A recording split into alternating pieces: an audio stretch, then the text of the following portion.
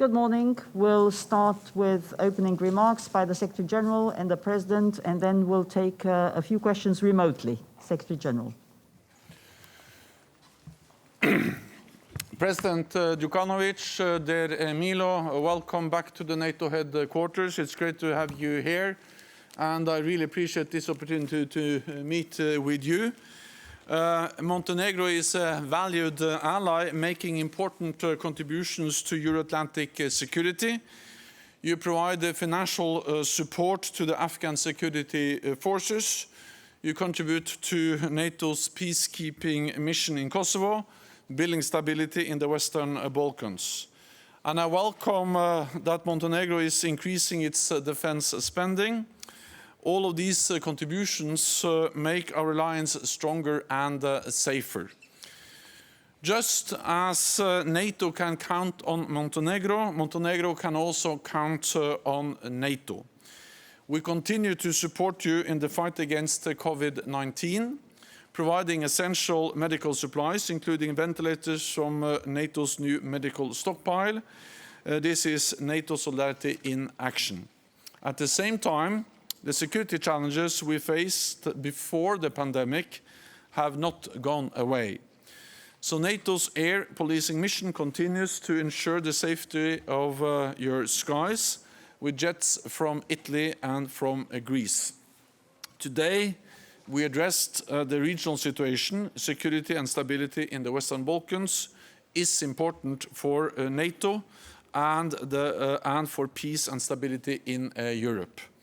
We also addressed Russia's destabilizing actions across the Euro-Atlantic area, from hybrid activities to dangerous intelligence operations in our countries to the considerable military build-up in and around Ukraine.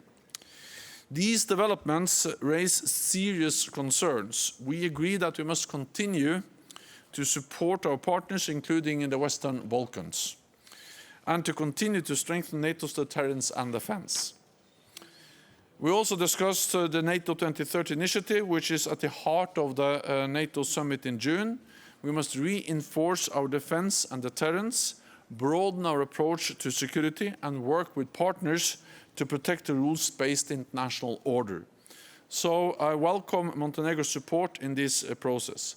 So once again, Mr. President, welcome. It's always a great pleasure to have you here at the NATO headquarters. Please, you have the floor. Poštovani gospodine generalni sekretare, dragi prijatelju, hvala vam na ovoj izuzetnoj prilici da u susret 4. godišnjici članstva Crne Gore u NATO-u of Montenegro NATO membership, we can talk about the most topical issues related to our relations. And as you said, topical issues of stability and security in our region and in the zone of Euro-Atlantic responsibility. From our point of view, these 4 years were very positive. We believe that you share our opinion, and we believe that the experience with Montenegro confirmed to NATO alliance and the member states that it was justified to trust us in 2017. We are happy that NATO has continued following with great attention the situation in the Western Balkans, and that NATO is expressing, through its policy of open doors, its willingness to extend the Euro-Atlantic zone in our region. And in that context, we strongly welcome the exception or the membership of Northern Macedonia and progress in partnership with Bosnia and Herzegovina. We believe with such a policy, you will continue to confirm or to support to strengthening stability in Euro-Atlantic zone and regional stability. In line with these assessments, I wish also to confirm that Montenegro is absolutely ready to implement all the commitments that it undertook in its national action plan, and that we want to participate actively in the equal distribution of burden of financing NATO. I want to confirm that we are willing by 2024, as we promised in our national plan, we are ready to allocate 2% of GDP for the needs of army and defense. And I want to tell you that in 2020, we already achieved 20% of allocation of funds for modernization. And according to our plan, this will be confirmed this year as well. So we will continue allocating the required percentage for modernization of our system of army and defense. Allow me to confirm what you already said in your press statement. The most important part of our meeting today was focused on continuation of cooperation of NATO with the countries of the Western Balkans, with a view to ensuring reinforcement of our stability and achieving of European and Euro-Atlantic goals. I'm happy that we fully share the opinions about jeopardizing European and Euro-Atlantic orientation of the Western Balkans through penetration of certain political interests of the countries whose value system and whose goals are opposite to European and Euro-Atlantic alliance. Unfortunately, this is a serious threat, not only for the future of the Western Balkans, but also for the stability today. This is something I wanted to draw your attention additionally to, although I never doubt that the Western Balkans is in the NATO monitor and that you are following closely everything that's going on. But I just wanted to share with you very lively and very topical experience of Montenegro. It is our impression that such a destructive activity is continuing, and therefore I thought that through our meeting today and meeting with European partners that I will have today, I wanted to mobilize everyone further so that all of you can see Western Balkans as the field that is under the attempt of certain third countries and that they want to use it for further activities against NATO. So I think that is the zone of our joint responsibility, and I think that we need to strengthen our activities in order to secure and enhance stability of our region and create conditions that our countries in the Western Balkans can smoothly go towards its strategic goals, and that is adoption of European system of value and full-fledged membership in the European Union and NATO. I am convinced that this is the best choice for all the countries of our region, and I am convinced that in spite of the challenges that we are faced with currently, through even more intensive cooperation of our region with NATO and with European Union, and through even more intensive commitment of NATO and European Union to the Western Balkans, we can ensure achievement of that goal, and we can solidify European and Euro-Atlantic stability in the Western Balkans. Montenegro remains the country that will continue promoting Euro-Atlantic values in our region in a committed manner. Thank you. Thank you. We can now go to some questions, and we'll start with Pobieda and Jovana Jurisic. Good morning, President. Good morning, Secretary General. I have a question for Secretary General first. During press conference with Serbian President yesterday, you called NATO members to keep supporting KFOR missions, sending soldiers there. So, in that sense, how do you comment on decision of Montenegrin authorities not to participate in KFOR mission this year? And can this decision cause some consequences in relations between Montenegro and NATO? And also, similar questions to President.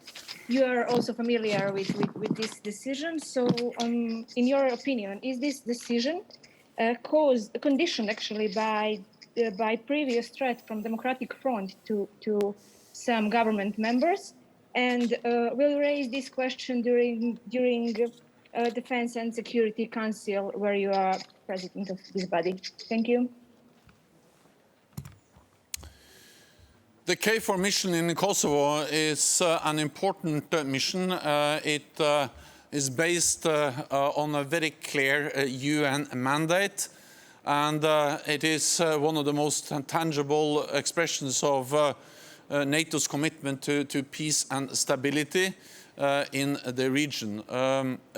KFOR helps to provide security to all communities in Kosovo and ensure freedom of movement for everyone living there. Of course, it is a national decision whether to send troops to the KFOR mission. It's a decision that has to be taken by each and every ally. Having said that, I will of course welcome contributions from Montenegro to KFOR because that will be a support to the important work of KFOR. It will help to ensure peace and stability in Kosovo and in the wider region. And for Montenegro, it will be a way to help stabilize its neighborhood and also work together with other NATO allies and partners in the KFOR mission.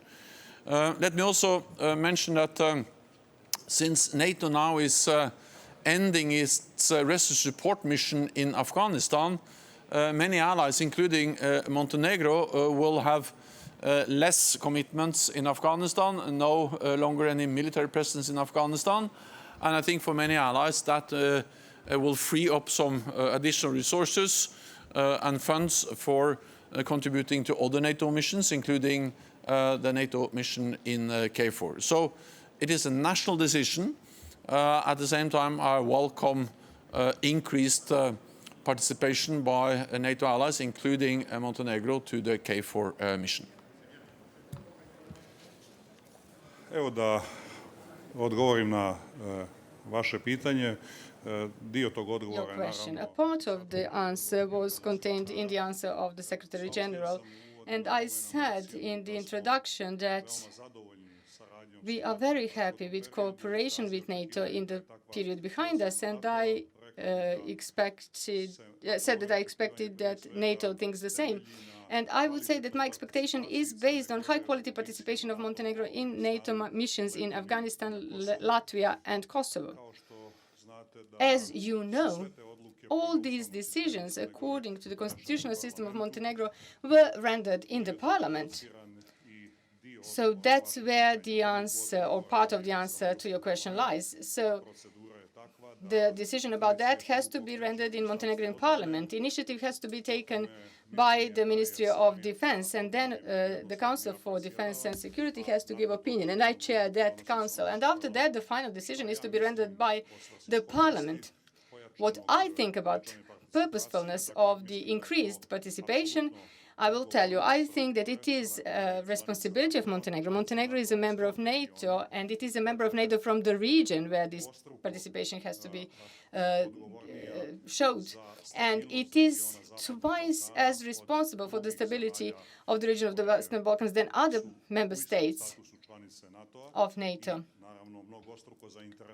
And we are more interested, I would say, for that stability than the others. So that's why I think that we have to approach that issue very carefully. And as the Secretary General said, we now finished our last rotation in Afghanistan, and we have a number of trained soldiers that showed in Afghanistan also that they are interested in participating in NATO missions. So I do not doubt that they are interested in participating in KFOR.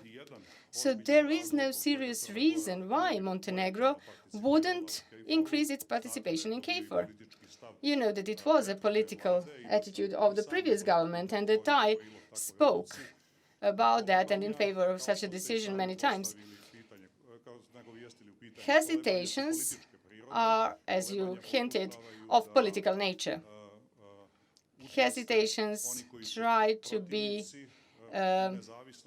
promoted by those who are opposing the independence of Kosovo and who still think that it was a mistake and who try to put the wheel of history back. And I think it's a mission impossible, and I think that we should not actually just tolerate such a retrograde politics and do favors to them. I think that we should hear their opinion, of course, we should understand it, but I think that Montenegro has to comply with the procedures of NATO and render the decision to increase the participation. Will go to Ivan Mijanović from Radio and Television of Montenegro.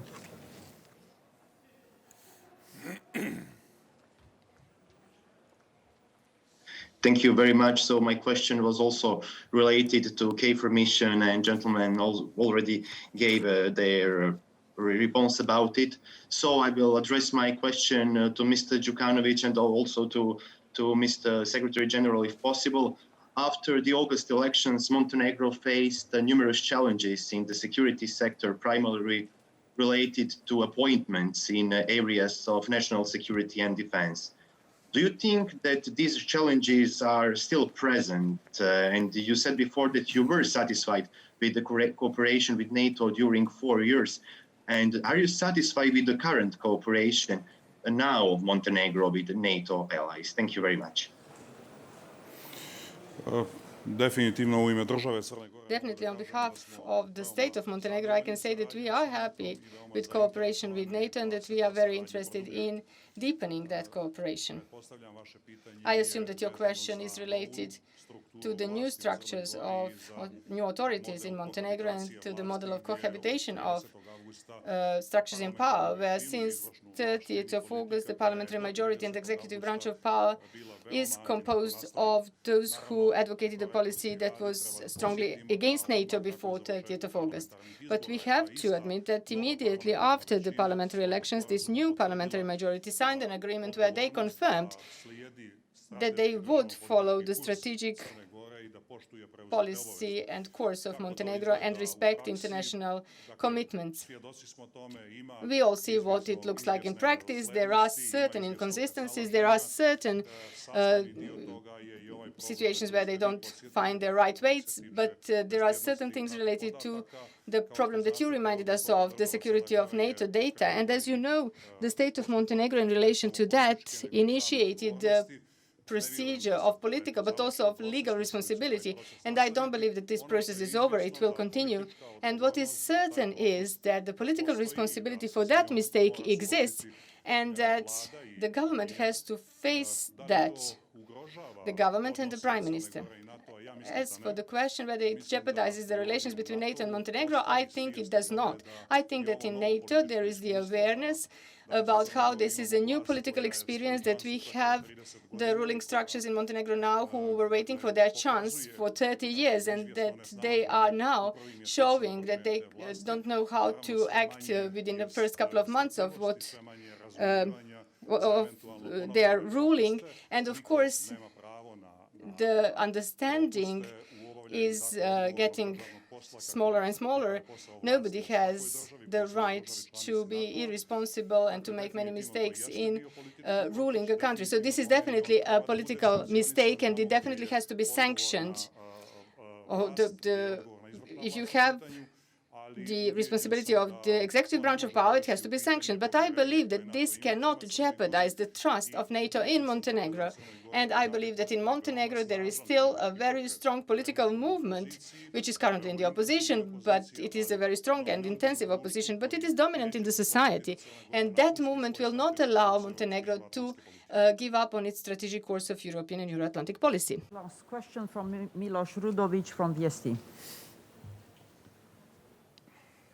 Oh, thank you. I have a question for both gentlemen, and this is the question for Mr. Stoltenberg.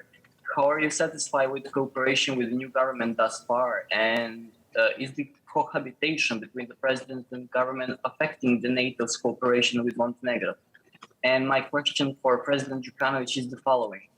Are you going to sign the law on state persecution service of Montenegro, given that your party criticized the law? And is that going to affect the cohabitation with the government? Thank you to both. So Montenegro is a valued ally, and I welcome the fact that Montenegro joined our alliance not so many years ago.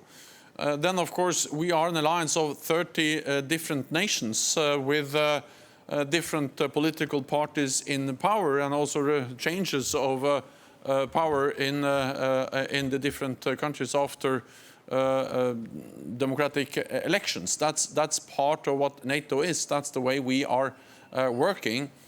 So as allies, we are used to working together with different governments and also changing government in the different NATO allied countries.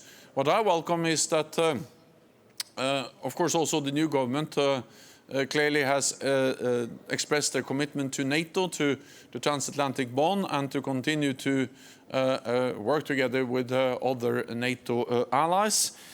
We have standards, we have guidelines and procedures to make sure that all allies deal with classified information in a safe and secure way, including individual vetting. So that's an issue which we are used to take care of based on normal procedures in NATO. And the question of cohabitation in Montenegro is not an issue for NATO. That's a domestic political issue and nothing that matters or is an issue for NATO to address or to have any opinion about.